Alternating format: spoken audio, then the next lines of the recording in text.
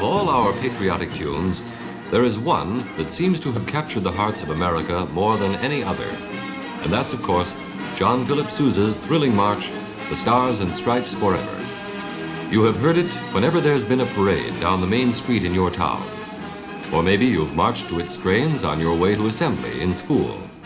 Certainly you've heard it dozens of times on your radio and TV.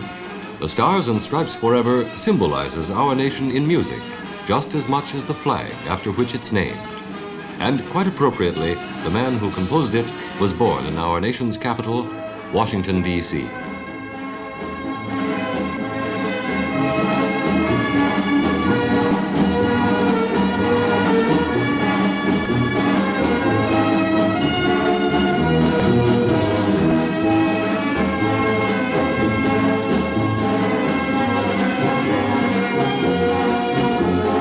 John Philip Sousa was one of 10 children, born to a German mother and a Spanish father on November the 6th, 1854.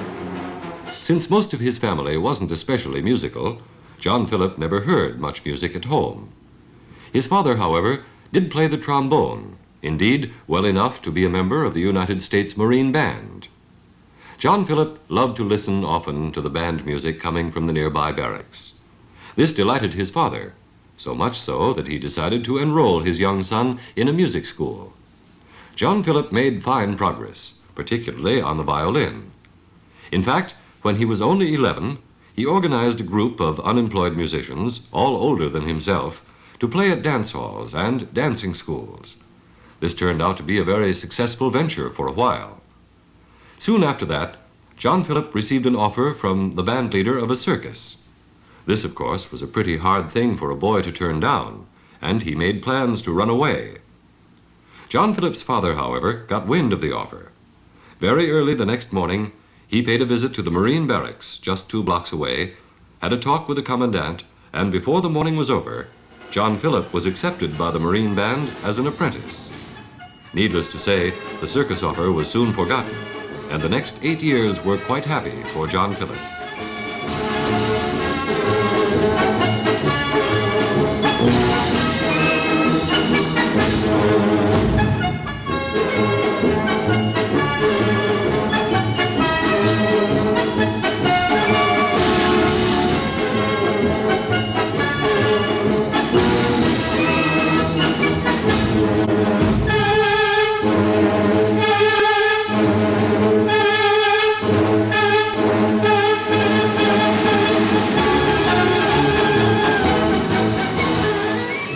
But inevitably, John Philip became restless, just being an apprentice, and since he was often in the position of having to turn down more exciting musical jobs, he decided to ask for an honorable discharge. A variety of musical experiences were in store for him, and one very memorable one was playing first violin in a large orchestra at the Centennial Festival in Philadelphia back in 1876. The conductor of this orchestra was none other than Jacques Offenbach, the noted French composer of such sparkling works as The Tales of Hoffmann, Orpheus in the Underworld, and La Vie Parisienne. Offenbach came over from Paris especially for the Centennial, and naturally his programs often included selections from his comic operas, such as this one.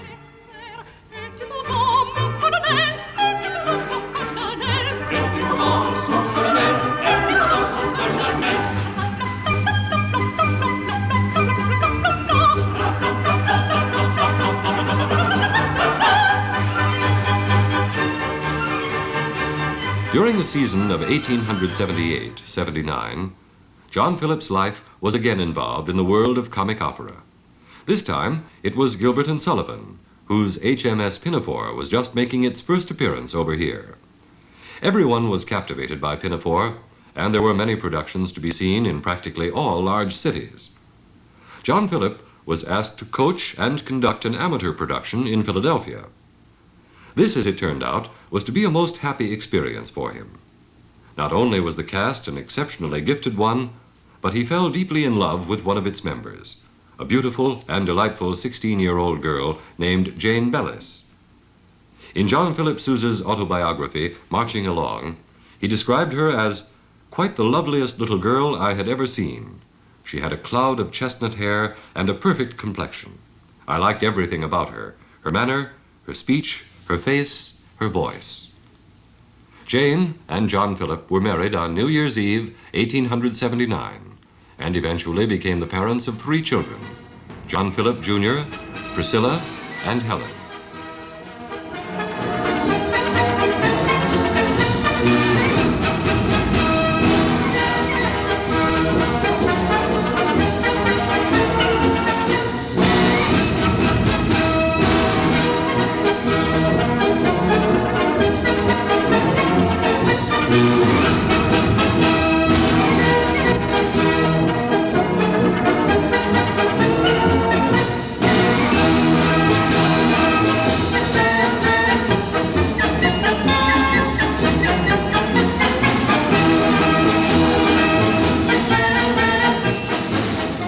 Vacationing with his bride on Cape May the following spring, Sousa turned his hand to the composing of an operetta. Like almost everything that he set his mind to doing, the result was very successful. The name of the operetta was Our Flirtations, and following a good run in Philadelphia, a long road tour was arranged, with the composer conducting. By the time he reached St. Louis, he was greeted by a letter from his father urging the March King to come back to Washington at once, this time to accept the job of conductor of the United States Marine Band. Needless to say, another conductor was soon found for Our Flirtations, and Sousa reported for duty with the Marine Band on October 1st, 1880. He found conditions in the band pretty sad. The salaries were shockingly low, the morale even lower, and the repertoire and even uniforms badly in need of being brought up to date. All of this, under Sousa's new regime, was corrected, and the band soon was looking and sounding better than ever.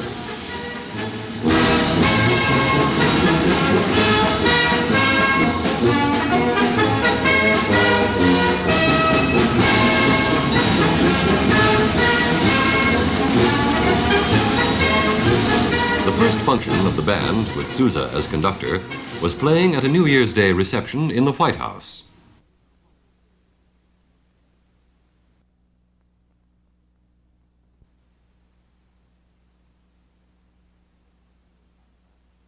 In contrast to the loud, blaring sounds made by the band at previous receptions, Sousa decided to keep the music discreetly soft so that conversation among diplomats would not be strained.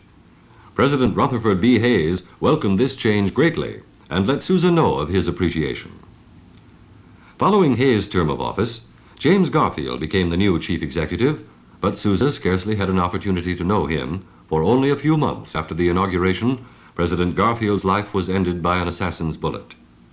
Chester A. Arthur now succeeded to office, but since there was still a period of mourning, the new president did not use the band at first. This gave Sousa a most welcome chance not only to rehearse the band thoroughly, but also to do composing. He wrote tone poems, songs, waltzes, polkas, but inevitably his greatest successes were marches. The first of these to become a hit was The Gladiator.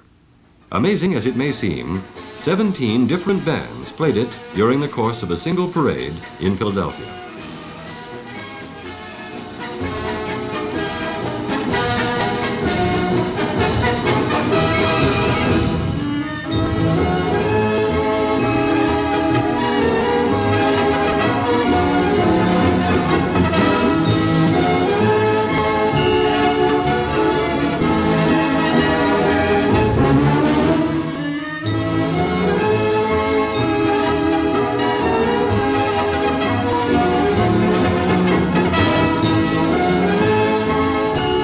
President Arthur was not overly fond of the traditional air, "Hail to the Chief," which has always been played at official functions to signal the arrival of a president.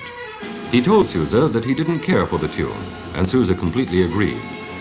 "In that case," said the president, "change it," which Sousa promptly did. He wrote a presidential polonaise, and while he was about it, the March King felt that the Marine Corps could also use an official number to be played at outdoor functions. This turned out to be one of the most stirring marches ever written, Semper Fidelis.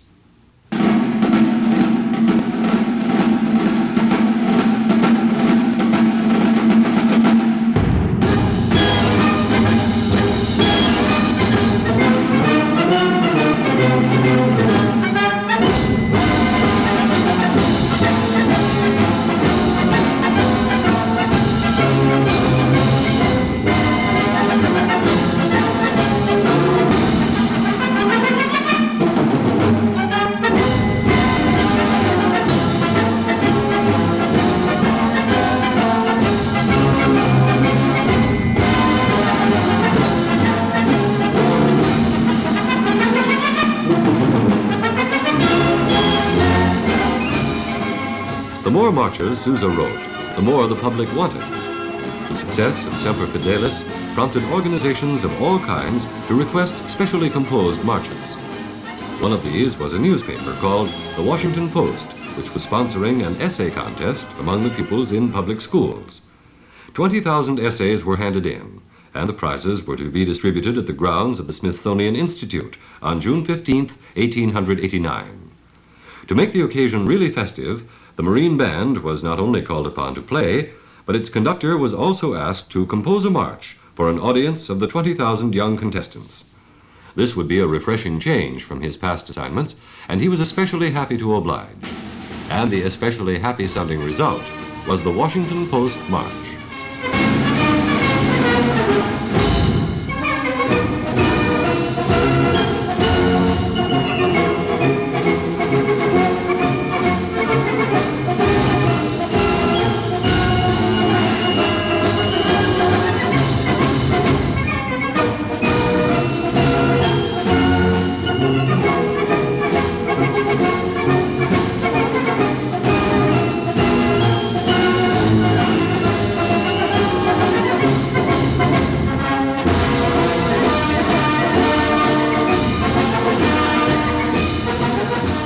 The Washington Post March became an instantaneous hit, not only in Washington, but soon throughout the entire country.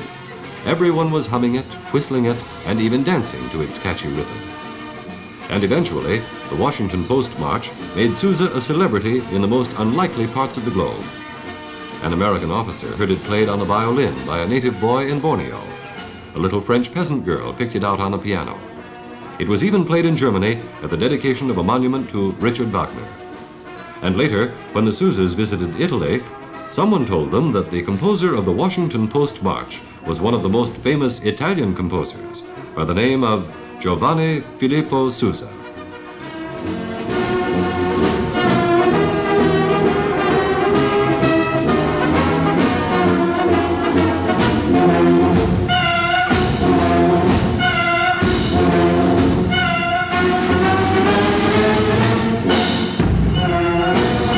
No one could have been more delighted than Sousa to think that this worldwide favorite had been inspired by the prospect of 20,000 children as his audience. Later, in fact, he dedicated another of his marches to a company of high school cadets in Washington and named it very appropriately the High School Cadets March.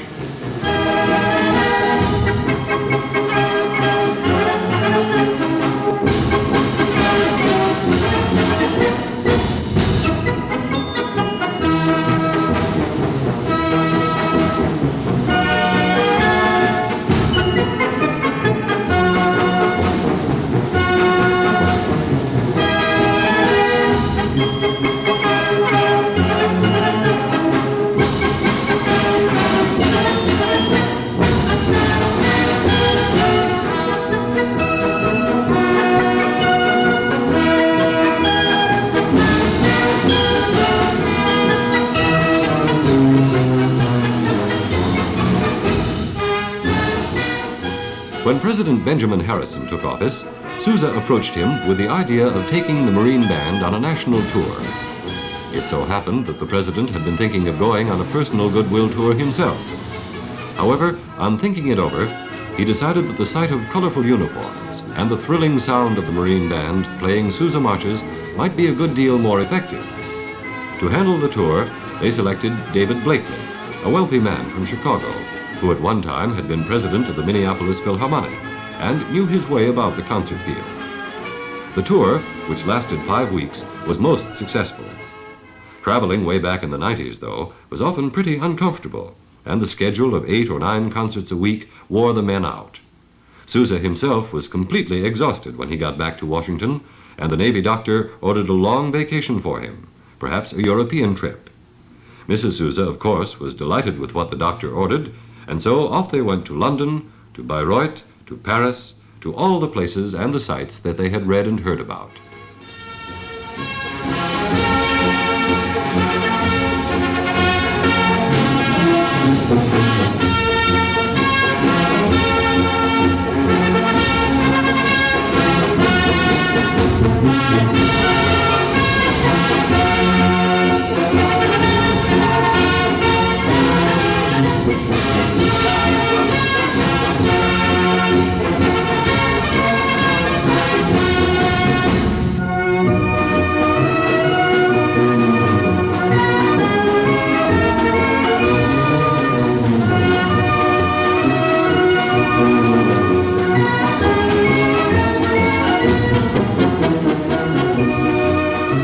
during all this leisure time, Sousa had a good chance to do some thinking about his career. He realized he was not a very good businessman. In fact, he'd sold several of his most popular marches, such as Semper Fidelis, Washington Post, and High School Cadets, to a Philadelphia music publisher for only $35 apiece outright. It was getting a little irritating to think that he was known from coast to coast as the March King, and yet, as the conductor of the United States Marine Band, his salary was only $1,500 a year.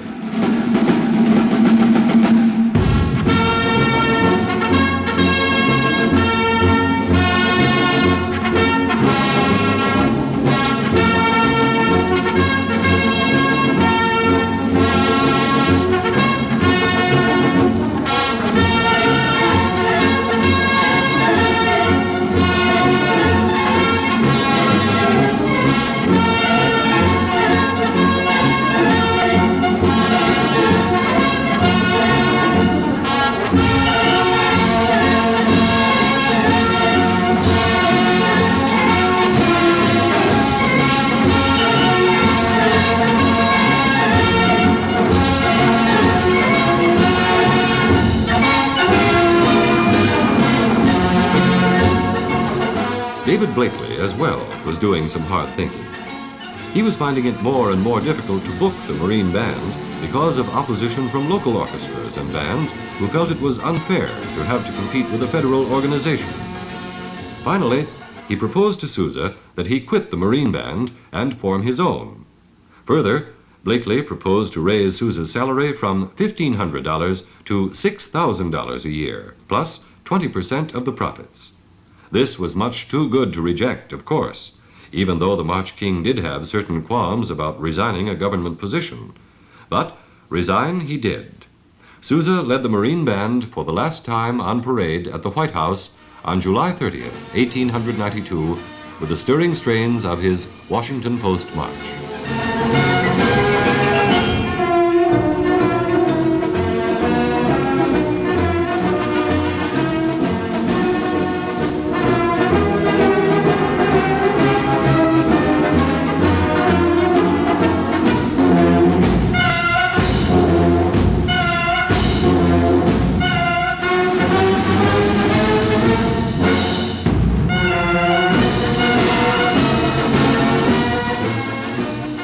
Sousa's band started out famously. Many bookings, many tours were planned. They played at the Trocadero in Chicago, run by the same Ziegfeld who was later to originate the Ziegfeld Follies. They had an engagement at the San Francisco Midwinter Fair. And then there was another engagement at the old Madison Square Garden in New York, with a program made up entirely of Sousa compositions. A series of European tours followed, and even a trip around the world for Sousa and his band in 1910 and 11. It's no wonder that one of his most inspired marches is called Hands Across the Sea.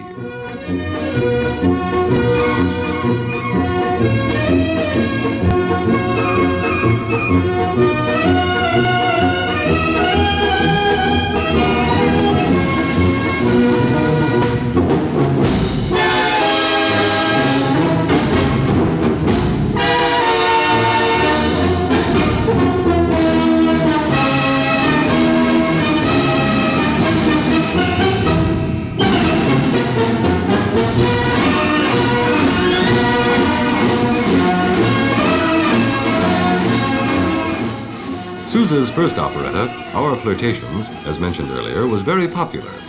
But the best remembered of his operetta scores is El Capitan, produced in the spring of 1896 and starring a very famous acting couple, De Wolfe and Edna Wallace Hopper. Several of the best tunes were gathered together by Sousa to make up the El Capitan March.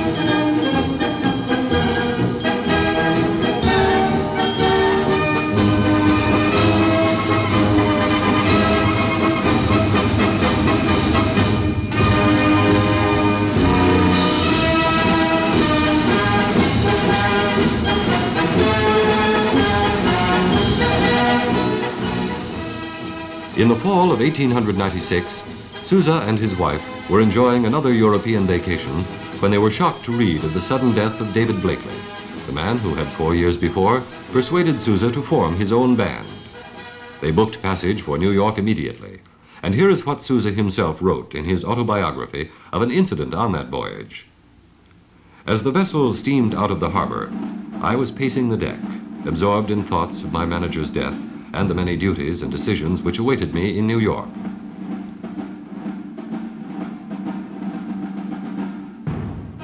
Suddenly, I began to sense the rhythmic beat of a band playing within my brain. It kept on ceaselessly, playing, playing, playing.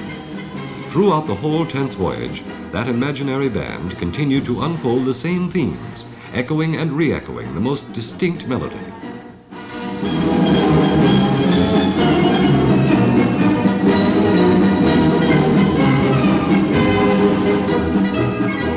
I did not transfer a note of that music to paper while I was on the steamer, but when we reached shore, I set down the measures that my brain band had been playing for me, and not a note of it has ever changed.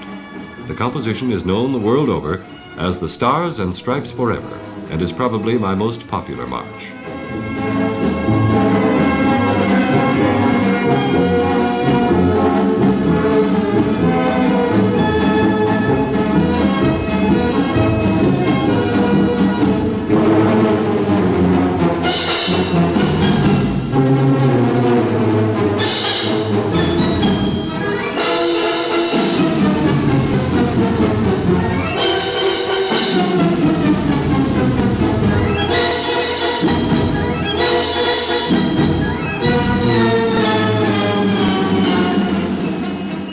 So wrote John Philip Sousa in 1928, 4 years before his death.